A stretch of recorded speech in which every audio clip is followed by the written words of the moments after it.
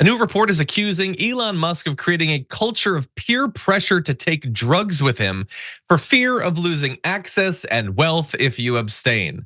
So according to the Wall Street Journal, in the culture Musk has created around him, some friends, including directors of his businesses, like, the people on the board of directors, feel there's an expectation to consume drugs with him because they think refraining could upset the billionaire who's made them a lot of money, according to some people.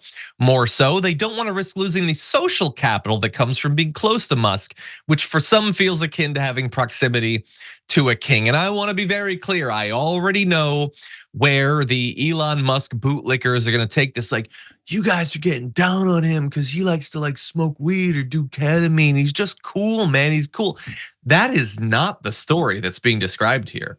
This is a story of a guy who, rather than spending time with friends, is trying to pressure people who work with him to take drugs with him. This is a guy who desperately wants a social circle and has to force one to exist out of his coworkers. This is not a cool guy. This is a desperate, needy guy who doesn't have real friendships. And so people's positions on the board of director is based on whether they anger him because they say no to a drug and he freaks out about it. That is not a cool dude that's being sketched out in this picture. We're gonna give more details, including on the drugs that are being alleged. But Francesca, what do you think of this? Yeah, you're not popular when you have to convince people to do drugs with you. That's usually not how drugs kind of sell themselves, you know what I mean? But forgive me if I don't want to trip balls with the worst human on earth. Sorry, I don't really, no, I'm not trying to enjoy a shroom trip with effing Elon Musk. Honestly, that's a terrible trip. That's a terrible time. But no, usually drugs sell themselves. And so if you can't do that, then people don't want to be around you, dude. Yeah. I don't know, John. What other midlife crisis things? It's the most leather jacket. Right. We're buying things and running them into the ground. How many? I mean, he doesn't buy cars. He just has a car company. He's just so desperate. He's so desperate. And I know that it is impossible to get his worshipers to understand this. They don't have a cringe radar. They can't tell. But if you heard that there's a culture at TDR where all the people who work on it are we gotta eat Pop-Tarts on cam so he thinks we like them, because if we don't, he's not gonna like us. Would you come away from that thinking John parties? No. Yeah, John's super That's cool. Pathetic.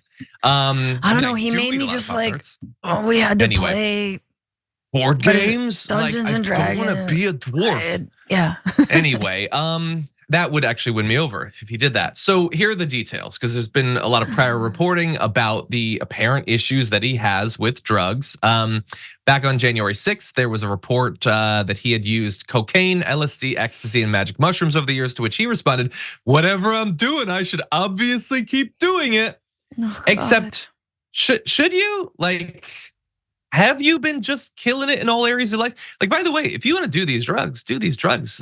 Don't take away from anything of this story that I think that you're bad if you do ketamine or so. I don't care if you smoke weed or if you do mushrooms. That's not at all what this is about. This is about him forcing other people to do it at risk of losing their jobs or their wealth. And it's especially if you're just messing up your life and messing up social media and you're doing all this stuff that makes no sense, like you're just desperately trying to get right-wingers to like you online, don't imply that your drug use is making you a winner or something. You can be a winner and do tons of drugs, but he's not winning. So you don't get to blame the life situation that he has on the drugs he's taking. Francesca. I mean, offer them a horse, dude. I mean, when all else fails, offer them a horse. How would you like a pony? Yeah, he's so pathetic. He's so pathetic, and also finally, that's such a waste of psychedelics. I'm sorry, psychedelics being wasted on right wingers.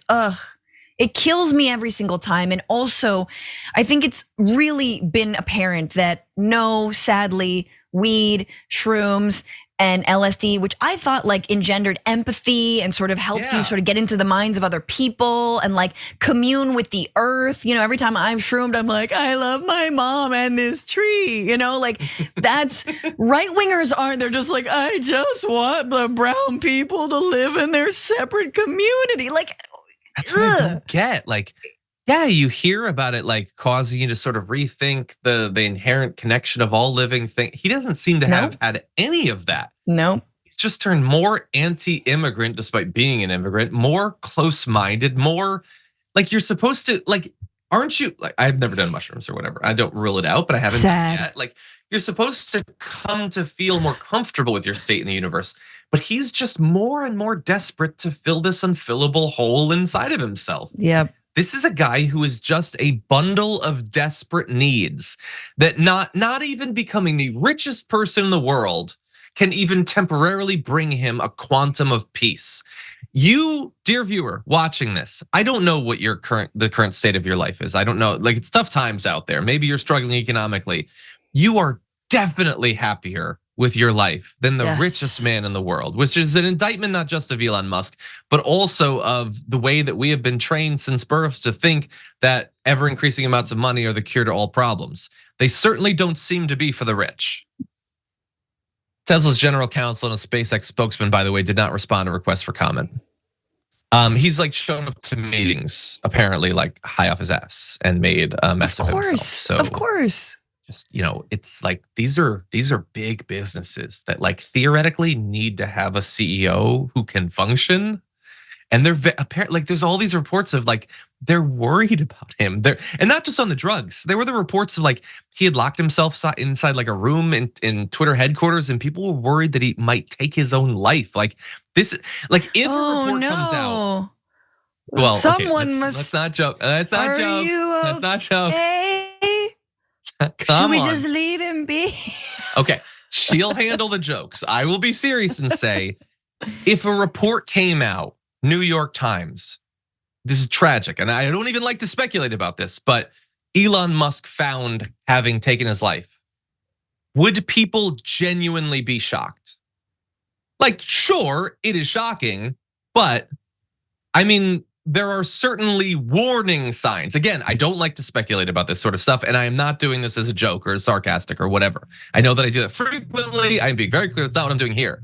But this is a guy who clearly has some deep problems, and he is trying to fix them in a ton of ways that cannot fix his problems. Anyway, feel free if you continue to be an Elon Musk bootlicker to get mad at me in the comments or whatever. I don't need help. He's the one who could use some assistance. Perhaps therapy rather than more LSD, or therapy and LSD. I've heard that it could be therapeutic, but it doesn't seem to be helping him.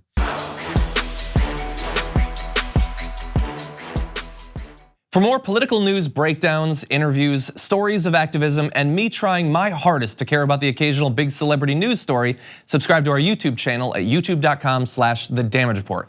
And you can ring the bell wherever it is so you don't miss anything.